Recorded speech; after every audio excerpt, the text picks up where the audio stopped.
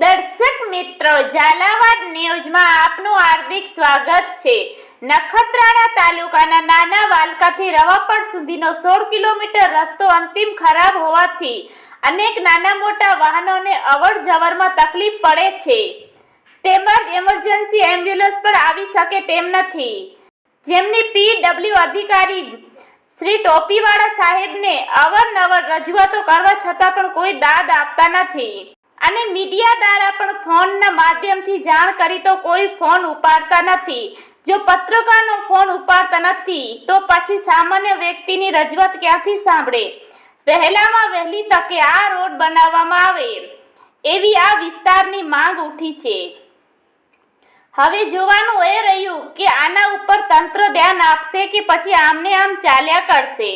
Jhalawad news સાથે reporter Danubha વંકાજી Rathod, નાના વાલકા, કચ્છ।